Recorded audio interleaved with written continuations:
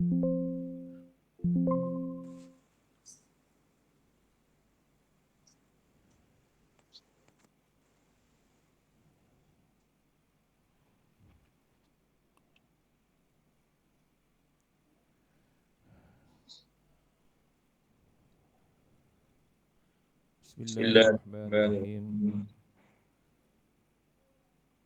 Assalamualaikum warahmatullahi wabarakatuh. Mulakan kuliah dengan bacaan Ummul Kitab Al-Fatihah. A'udzubillahi minasyaitonirrajim. Bismillahirrahmanirrahim. Alhamdulillahirabbil alamin. Ar-Rahmanirrahim. Maliki yaumiddin. Iyyaka na'budu wa iyyaka nasta'in. Ihdinas siratal mustaqim. Shiratal ladzina an'amta 'alaihim ghairil maghdubi 'alaihim waladdallin. Amin.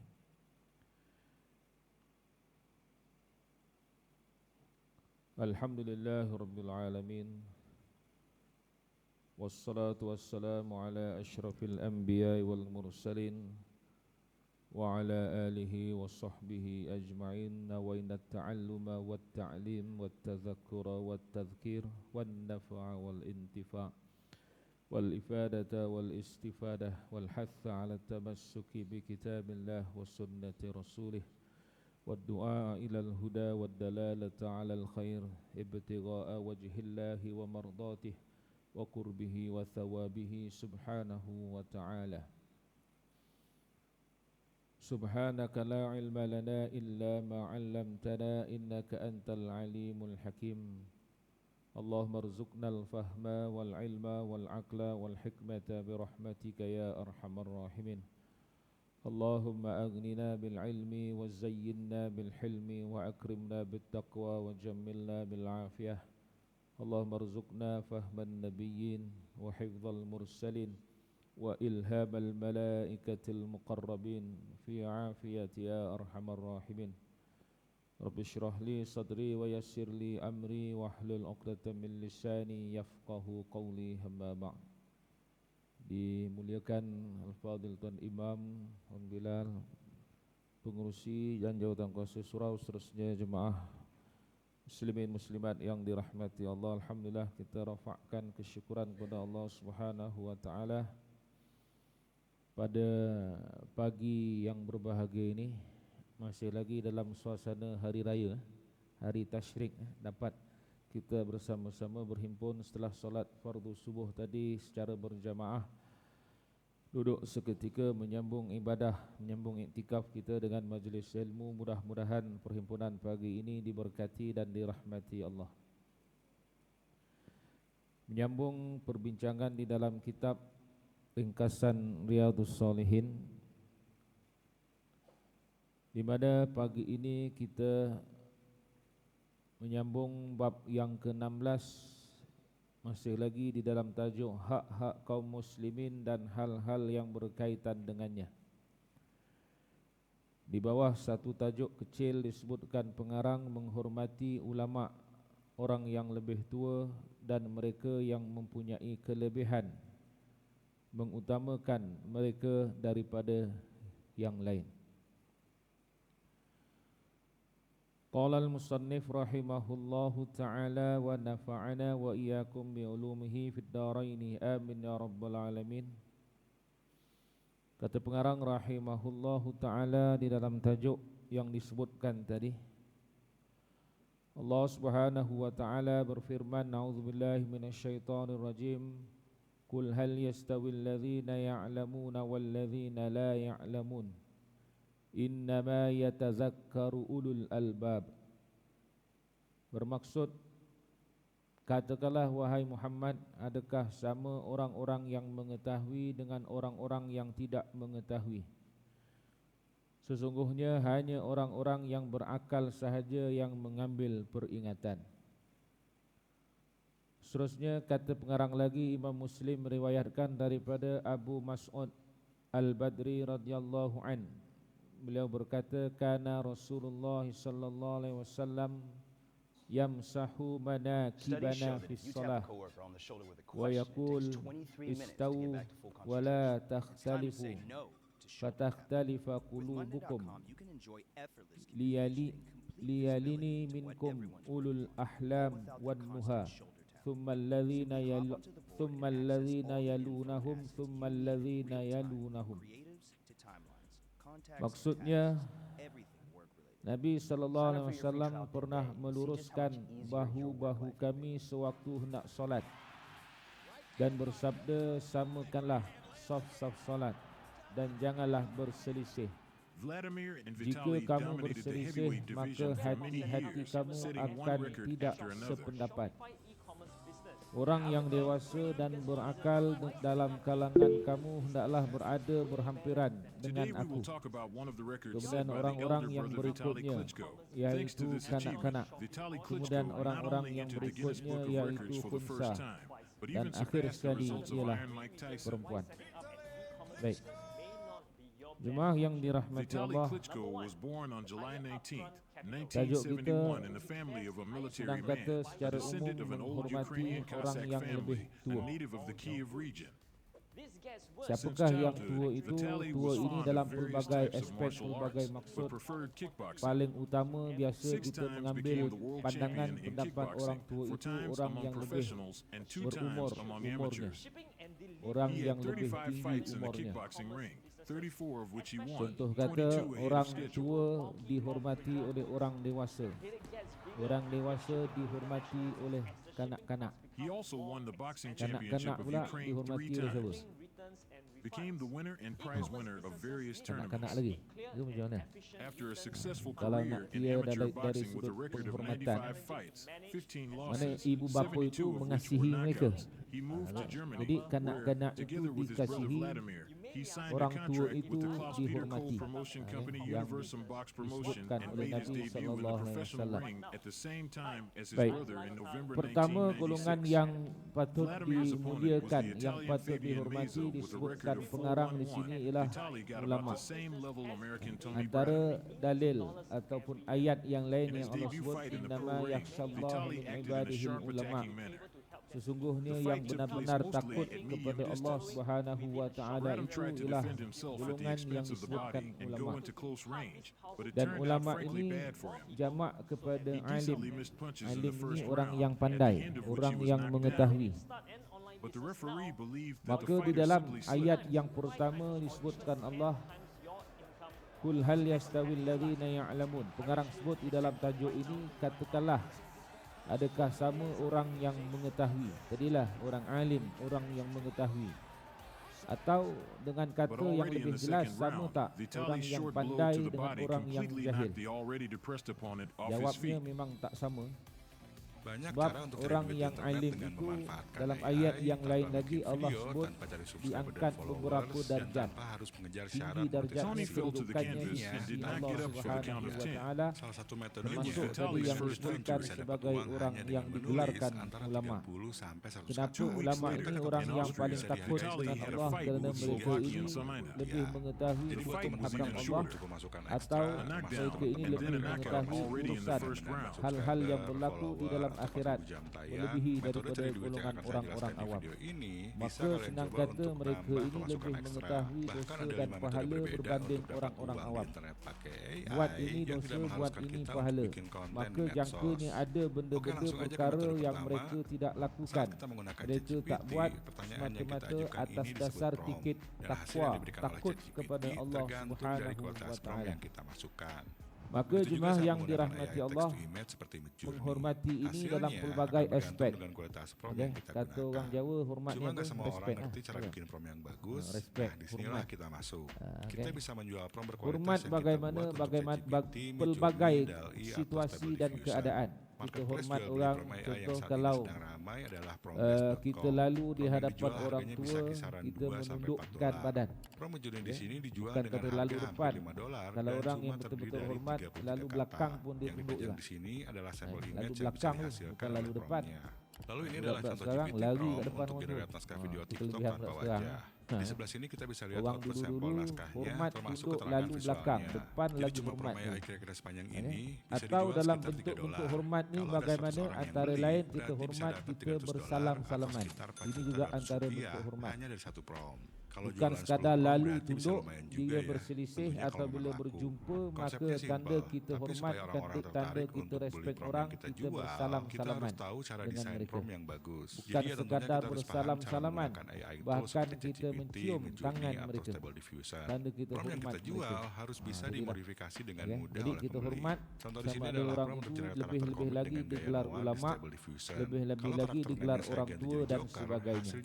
Baik.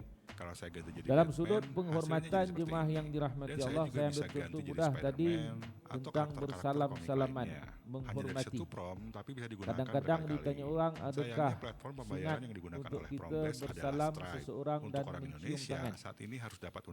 Terutama seorang anak bersalam dengan ibu bapanya, adakah digalakkan, disunatkan untuk mencium tangan mereka? Dalam hal ini jemaah yang dirahmati Allah, disebutkan ulama di dalam beberapa kitab, maka sunat hukumnya bersalam dan mencium tangan beberapa golongan-golongan yang tertentu. Baik, siapa golongan-golongan itu? Antara yang pertama sudah tentulah Nabi sallallahu alaihi wasallam. Sebagai golongan yang kita anggap paling mulia ialah Nabi ataupun Rasul. Maka Nabi Rasul kita salam cium tangan. Tapi kita tak jumpa dah Nabi Rasul, jauh dah kita tertinggal. Baik. Yang kedua disebutkan kita mencium tangan ialah di kalangan sahabat. Selepas Nabi, sahabat kerana tabi'in bila berjumpa sahabat, mereka akan berjabat tangan dan mencium tangan sahabat itu. Baik, yang ketiga jemaah yang dirahmati Allah, selepas sahabat disebutkan ialah orang yang disebutkan kekasih Allah ataupun wali. Wali ini kekasih, wali Allah, kekasih Allah.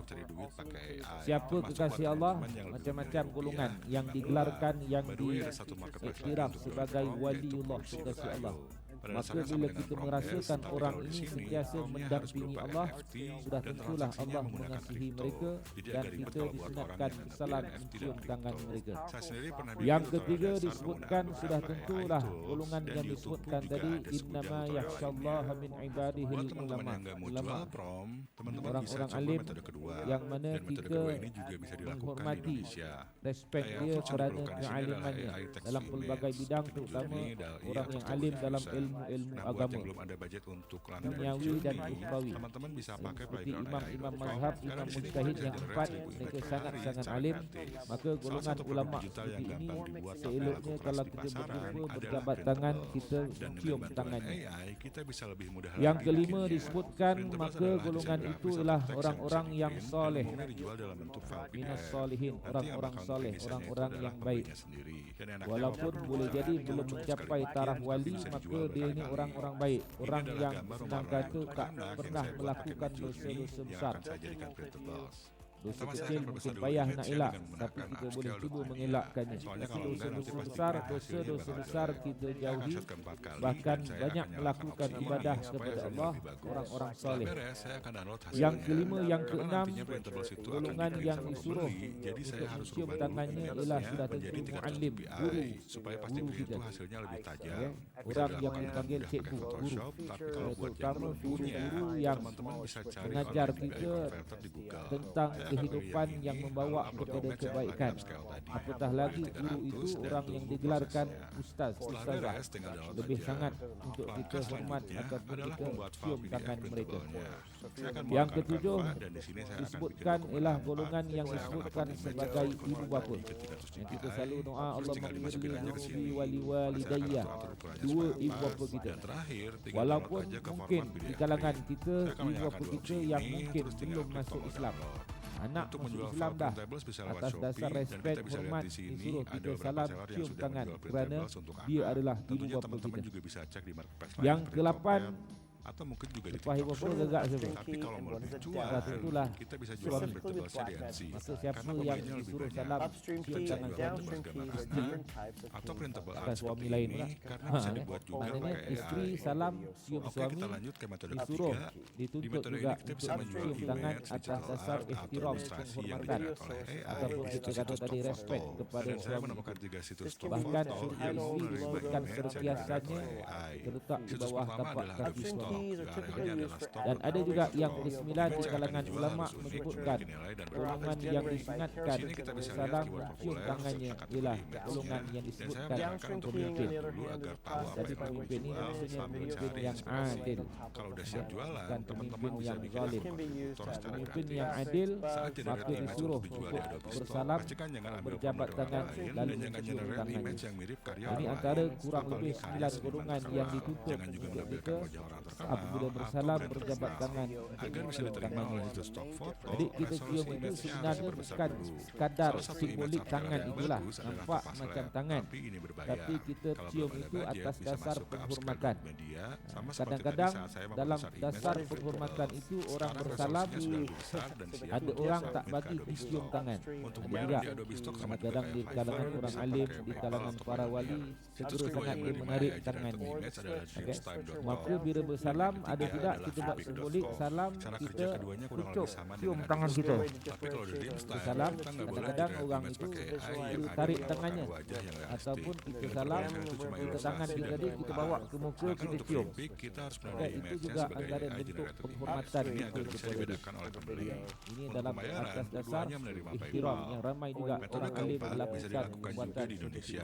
Dan enggak sebatas jual ini kenapa kita lakukan begini jemaah yang dirahmati Allah? Sebab inilah sebenarnya tuntutan yang disuruh oleh Islam atas dasar hormat menghormati antara satu sama lain, terutama orang-orang yang mempunyai kedudukan yang lebih hebat, yang lebih tinggi daripada kita, terutama tadi kehebatan dari sudut ilmu agama. Sebab itu yang paling tinggi ranking tadi ialah Nabi dan juga Rasul. Justru jemaah yang dirahmati Allah, kalau kita lihat di kalangan sahabat-sahabat Nabi, antaranya Zaid bin Sabit. Zaid bin Sabit ini kalau nak kira-kira umurnya tua berbanding dengan satu orang lagi sahabat bernama Abdullah bin Abbas, Ibnu Abbas, yang dulu merangkap sepupu Nabi dan sekadar sahabat Nabi, bahkan sepupu Nabi. Bayangkan jemaah yang dirahmati Allah, Zaid bin Sabit yang tua umur ini bersalam, berjabat tangan dengan Ibnu Abbas, dia masih bersalam, dia cium tangan Ibnu Abbas. Orang tua cium tangan orang muda, boleh tak? Boleh, tak ada masalah. Tapi dicium kenapa? Masih hormat Ibnu Abbas sebagai bukan sekadar sahabat Nabi, bahkan dia adalah keturunan Nabi. Sebab keturunan Nabi sallallahu alaihi wasallam. Sebab itu kata Abu Bakar, jagalah hak Muhammad kepada ahli keluarganya. Jaga hak Muhammad pada ahli keluarganya, maknanya jaga di situ bermaksud mengihtiram, menghormati, respect pada golongan-golongan yang digelarkan keturunan Nabi sallallahu alaihi wasallam. Kalau keturunan Nabi zaman-zaman sekarang ini dipanggil apa? Habib, Habaib itu. Golongan-golongan Habaib, Habib itu. Maka kalau dapat kita berjumpa dengan mereka, kita bersalam, kita cium tangan dia, kerana seperti mana yang dibuat oleh sahabat Nabi Zaid bin Sabit yang tua itu berjabat tangan dengan Ibnu Abbas yang muda dengan mencium tangan, kerana menghormati atas keturunan Nabi sallallahu alaihi wasallam. Sekarang ini bukan kita hormat, tapi teman-teman enggak perlu repot-repot. Orang sekarang ini ramai mengutuk menghentam ulama, menghentam mengutuk para habaib sebagai contoh atas dasar-dasar ataupun sebab-sebab yang kadang-kadang bila dimenangkan seolah-olah tidak munasabah.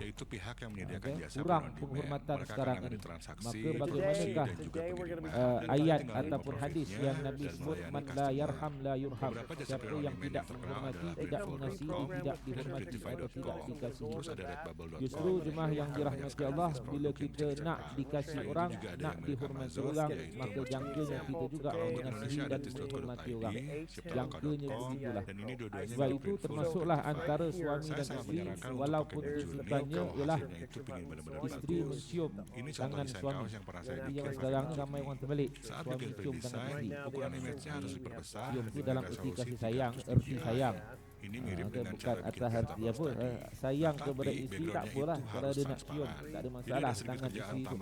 Tapi dari sudut penghormatan, Di Canva itu sewajarnya ada fitur istri untuk yang save mencium format tangan PNG dengan suami background itu. transparan. Cuma Oke, kita harus ini upgrade antara dulu ke Pro. ranking-ranking Kalau yang mau coba disebutkan trial di gratis kalangan Canva ulama Pro selama dari 30 sudut hari, penghormatan. linknya ada di deskripsi. Maka kurang lebih 8-9 Alternatifnya, golongan teman-teman bisa yang remove disebutkan backgroundnya ulama pakai tadi, Iratus.bg. andai Lalu kata gunakan kalau upscale kita media tidak untuk mahu memperbesar bersalam ukurannya. sekalipun, Lalu gunakan ruang-ruang online kita DPI nak converter menunjukkan agar rasa image-nya bisa tunduk menjadi hormat 300 sebagai dpi. Sedangkan penghormatan untuk lapak kepada mereka, jualannya respect bisa mereka, melalui marketplace, ihtiram lewat kepada situs mereka. sendiri atau melalui Terlebih-lebih sosial lagi media dalam seperti keadaan TikTok. kita Jadi nampak balik lagi jauh, ke sosial media. nampak Tapi kalau jauh, nggak mau ya tinggal jualan kita aja di mungkin marketplace. berjalan, dia Untuk mungkin marketplace Indonesia berkenderaan, bisa di Topet, takkan nak tahan Shopee, kita ni motor dan berhenti biji lain-lain. nak salam, Untuk payah masalah juga luar betul. negeri bisa jualan di Etsy.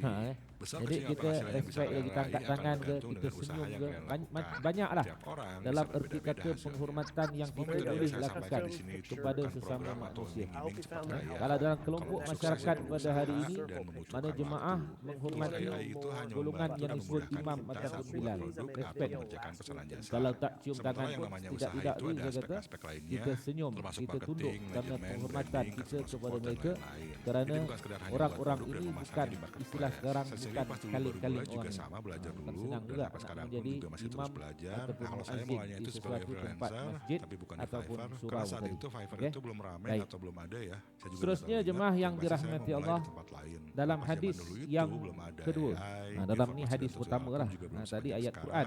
Jadi Baik. bisa dibilang kondisinya Di itu mana lebih sulit. Tapi kalau hadis ada ini kemauan, Nabi di situ bercerita bakal ada jalan. tentang Cuma banyak kalau sekarang saya keadaan udah di nggak sini, freelancing terutama lagi, dari karena saya sudut udah punya usaha sendiri, susunan dan waktu luang saf, saya gunakan untuk jadi penghormatan YouTuber. enggak?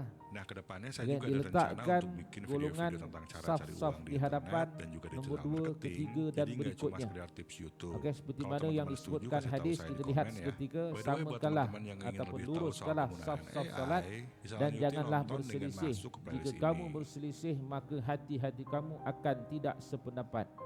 Baik, susunan yang diajarkan oleh Nabi, orang yang dewasa dan berakal dalam kalangan kamu hendaklah berada berhampiran dengan aku. Maknanya aku di situ imam.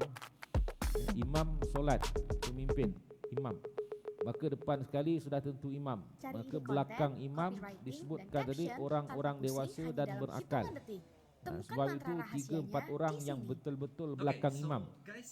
Yang lain pun belakang juga. Tapi yang betul-betul belakang 3-4 orang ini, kalau dapat orang-orang yang senang kata, kalau imam itu terbatal, mereka layak atau mampu ke hadapan menggantikan imam. Ramai orang nak berebut belakang imam itu. Betul lah, kedudukannya sangat besar, tinggi darjatnya. Tetapi bimbang bila imam batal, dia pula tengok orang sebelah. Risau, dia tengok orang sebelah ataupun dia signal orang sebelah angkat tangan. Siku bahu ya, siku ya. Suruh ke depan. Padahal dia yang belakang imam sungguh. Dia pula takut nak ke depan. Jadi orang-orang ini maka orang yang layak diletakkan benar-benar belakang imam. Yang selayaknya yang lain-lain tu bolehlah jauh sikit, tak ada masalah. Kedudukan makna pertama orang lelaki dewasa. Lelaki dewasa ini tengok tadilah orang yang alim, orang yang layak benar-benar belakang imam. Belakang lelaki dewasa disebutkan Nabi di sini jelas. Kemudian iaitu kanak-kanak. Lelaki dewasa, kanak-kanak lelaki. Kemudian disebutkan di situ khunsa. Khunsa, lepas itu Nabi sebut di situ, dan akhir sekali ialah perempuan. Belakang khunsa siapa? Jarang masuk surau ada khunsa. Sini ada khunsa. Apa yang sudah ada. saya lakukan? Tak ada lagi. Tak ada. Nah, kemarin saya Lelaki dewasa, kanak-kanak lelaki. Belakang kanak-kanak lelaki, kanak-kanak perempuan. Barulah belakang sekali dewasa perempuan. Sebaik-baik saf lelaki ialah sebaik-baik saf lelaki yang lelaki paling baik ialah kedudukan saf yang paling depan. Perempuan yang paling baik ialah saf yang paling belakang. Sebab itu belakang kanak-kanak lelaki ialah kanak-kanak perempuan, barulah dewasa perempuan. Sebab itu jelas di sini iaitu khunsa dan akhir sekali ialah perempuan. Tsummal ladzina yalunahum. Baik, kenapa pula diletakkan perempuan dewasa belakang sekali? Biaya manajemen dan sebagainya. Sebab lelaki dewasa depan, kanak-kanak lelaki belakang. Kenapa perempuan, kanak-kanak perempuan depan, kanak dewasa perempuan belakang sekali? Agak-agak kenapa? Ini kunci di sini. Maka antara kanak-kanak lelaki dan kanak-kanak perempuan di tengah itulah yang disebutkan khunsa. Di tengah itu.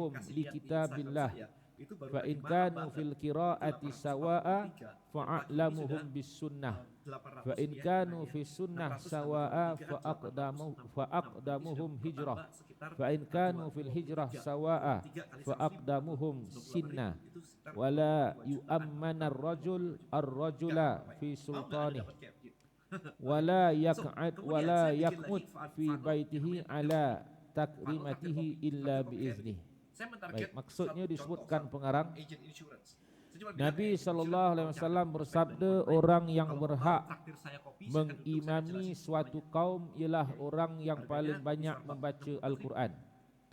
Jika pembacaan mereka adalah sama, maka orang yang paling mengetahui tentang sunnah, yang ini lebih layak menjadi imam. Jika pengetahuan mereka tentang sunnah adalah sama, maka orang yang terawal berhijrah lebih layak menjadi imam. Jika penghijrahan mereka adalah sama, maka orang yang lebih tua umurnya lebih layak menjadi imam. Janganlah seseorang menjadi imam kepada seseorang di wilayah kekuasaannya, yang ini kawasan orang lain, dan jangan pula dia duduk di tempat duduk khususnya orang lain kecuali dengan izinnya. Banyak sebenarnya kita kata manfaat ataupun pengajaran daripada hadis ini. Antara lain, pertama, ranking untuk menjadi imam. Imam apa? Imam solat. Imam solat paling utama nombor satu dalam kitab fiqah sebut orang yang faqih, orang yang pandai hukum hakam fiqah. Sebab solat ini tajuknya fiqah. Dia lebih mengetahui perkara dalam solat, sunat solat, rukun solat, kaedah-kaedah macam-macam lah, yang seperti yang saya sebutkan tadi. Belakang imam itu orang yang faqih, tahu cara nak menggantikan imam dan sebagainya. Disusuli selepas itu seperti hadis Nabi ini, orang yang qari, orang yang bacaannya bagus. Bacaannya bagus, bacaannya sedap. Mana bila orang dengar rasa tertarik dengan imam itu. Bukan tertarik apa, tertarik untuk datang menghadiri berjemaah itu. Sebab ada juga tempat yang menjadi pelik juga. Orang itu bukan sekadar faqih, tetapi dia juga qari, orang yang bagus bacaannya. Cuma pelik kadang-kadang tidak dilantik pihak berkuasa untuk menjadi imam. Ada tak? Ada juga. Ini kena tanya jabatan agama tersebut lah. Ada tak berlaku? Ada. Saya tak nak sebutlah jabatan agama mana. Orang itu bacaannya bagus, faqih pun faqih. Bahkan imam, ada juga imam kadang-kadang bacaannya kurang elok. Ada juga, terutama dari sudut suratul Fatihah. Maka ranking yang disebutkan Nabi di dalam hadis ini ditengok satu persatu, satu. Tujuannya apa? Poin yang paling utama, ihtiram, penghormatan. Satu tahap, kalaulah semua sama-sama faqih, sama-sama pandai baca, sama-sama pandai hadis, sama-sama semua sama banyak, ditengok siapa yang dulu datang sini hijrah. Satu tahap. Andai kata semua sama, banyak sebab, sampai 10 sebab sama, sampai disebut dalam kitab fiqah, satu tahap dipilih orang yang paling lawa di antara orang tu. Nampak tu Datuk, handsome juga kriteria imam. Bukan dia artis, dia kena handsome. Imam pun sama. Sampai tahap itu, kalau dah semua sama semua, siapa yang paling lawa, yang paling kacak antara dua tu? Ini modalnya. Kesianlah yang tak handsome tu. Tapi nak macam mana? Ini buat cash flow cepat. Rankingnya begitu. Jadi ialah kenapa yang paling lawa dia ambil. Orang tengok manusia suka tengok benda cantik ke benda bodoh? Benda cantik.